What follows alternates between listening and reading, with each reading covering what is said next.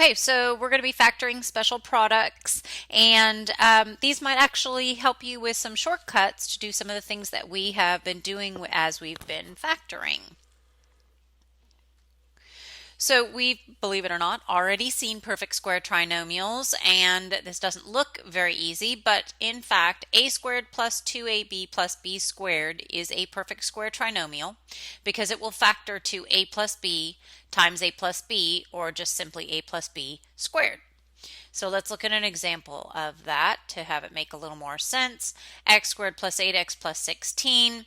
I've been doing this with my t. My factors are going to be 4 and 4. So creating my box, I'm going to have x squared, 16.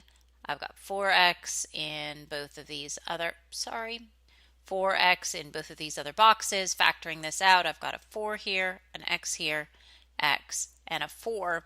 So this trinomial will factor to x plus 4 times x plus 4, or just simply x plus 4 squared.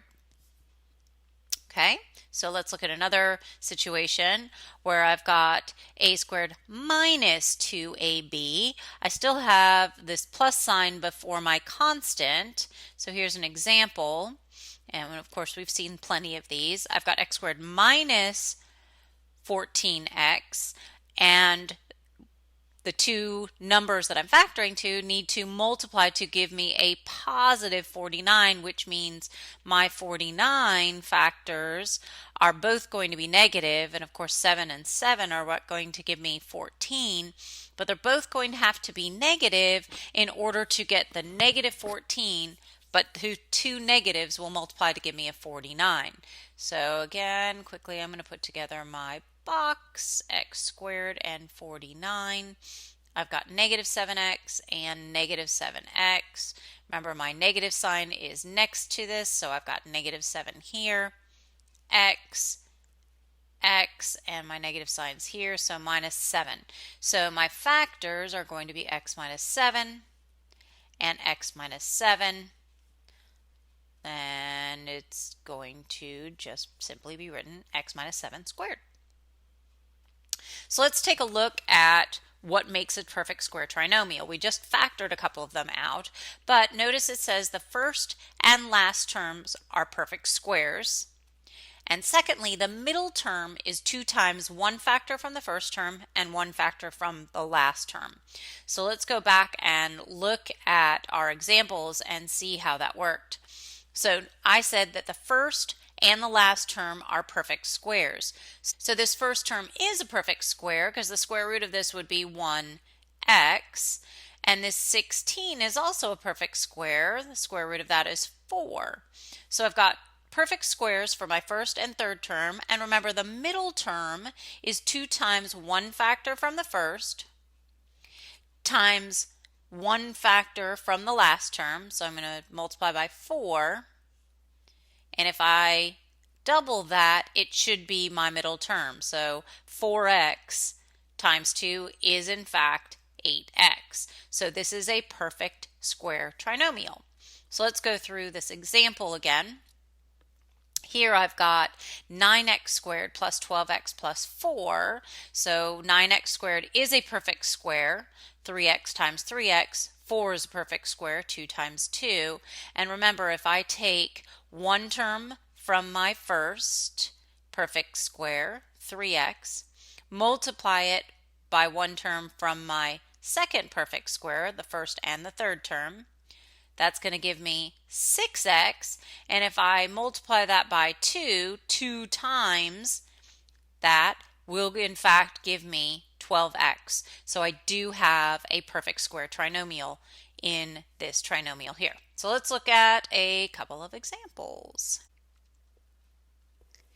So here I've got a perfect square trinomial, or actually I'm going to check to see if I have a perfect square trinomial. I know that this term, this first term, is a perfect square because that would be 11x times 11x. And this last term is a perfect square, 2 times 2. And now I have to check if my middle term meets the definition. I need to take one term from here, one term from here and multiply that by 2. And if this is the same, then I do have a perfect square trinomial. Well, 22x times 2 is 44x, so that works.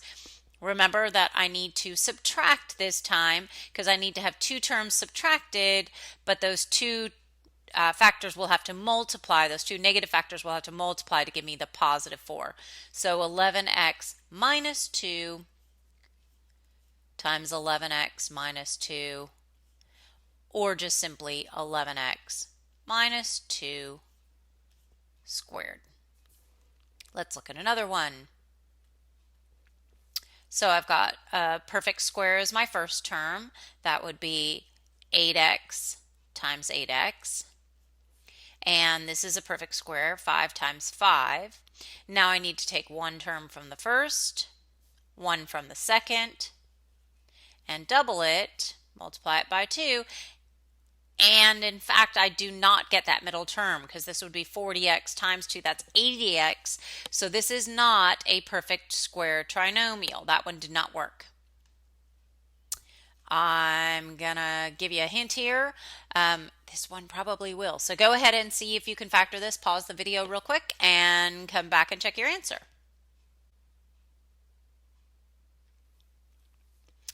Okay, so this one was a perfect square and it factored to 7x plus 10 squared.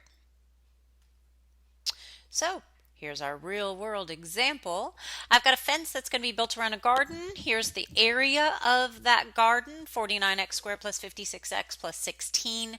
I know the dimensions are going to be cx plus d. C and d are both going to be whole numbers. And then eventually I'm going to find an expression for the perimeter when x equals 5. So first of all, I've got to factor this expression, 49x squared plus 56x plus 16. I'm going to check and see if this one is a perfect square trinomial. I've got 7x times 7x over here. I've got 4 times 4, so it's looking good so far. Do I get that 56x? 7x times 4, multiply that by 2. That's going to be 28x times 2, or 56x. So yes, I have a perfect square trinomial. So I know, because I've got a positive and a positive, that I'm looking for 7x plus 4 squared.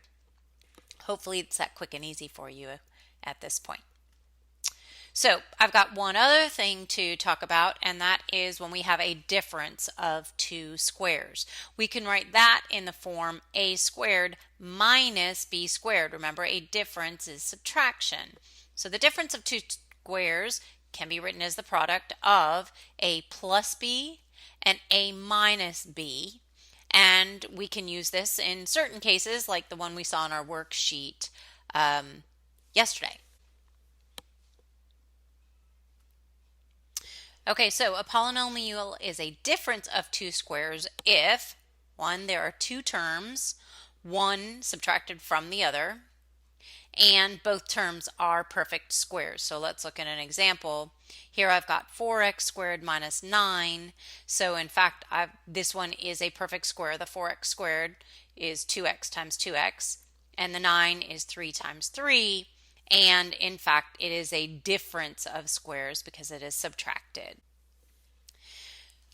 So following this pattern, I know that 2x plus 3 times 2x minus 3 will be the factors of 4x squared minus 9, because I've got 2x and 2x, which is my 4x squared.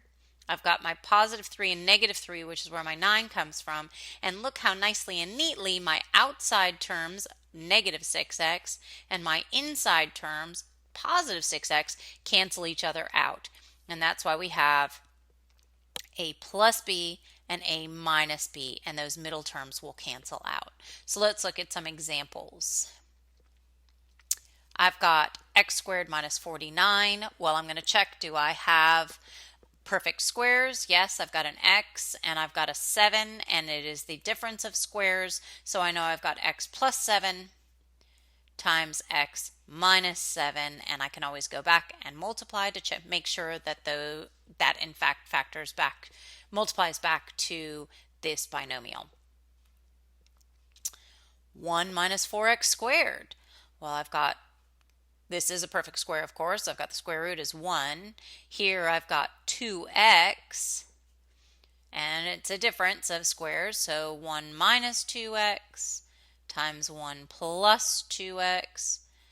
Go back and test that for yourself. Make sure that multiplies out, and you will see that it does. Okay, here I've got a perfect square, 10x, and here's a perfect square, 2y. But I don't have a difference of squares. So this is not an example of the difference of squares. All right, I'm going to let you do these last 3 by yourself. So pause the video and come back and check for the answers. Okay, notice the number 4 and number 6 were the difference of squares, and those factored out that way. And number 5, of course, 30 was not a perfect square, so this was not an example of the difference of squares. Okay, so here's your work for tomorrow, but first I know you're all waiting for my joke. So my question is, get your calculators ready. How many seconds are there in a year? Think about it. 12. January 2nd, February 2nd, March 2nd. All right, I will see you guys in class tomorrow. Bring these with your notes tomorrow and we will check them in class.